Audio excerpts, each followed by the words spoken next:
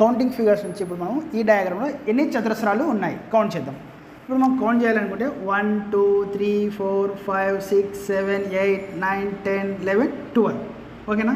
మళ్ళా 13 14 15 16 17 ఈ పెద్దది ఒకటి 18 ఇంకా 19 చాలా కన్ఫ్యూజన్ ఉంది. ఇట్లా కాకుండా మనం ఏం చేద్దాం అంటే సింపుల్ మెథడ్.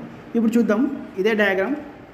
ఇప్పుడు దీనికి నెంబరింగ్ వేసుకుందాం 1 2 3 4 ఇక్కడ కూడా 2 3 ఇలా వేసుకున్న తర్వాత దీన్ని మల్టిపుల్ చేస్తే చాలు 4 × 3 4 × 3 తర్వాత 3 × 2 3 × 2 తర్వాత 2 × 1 2 × 1 ఇంకా అంతే కదా ఉండేది.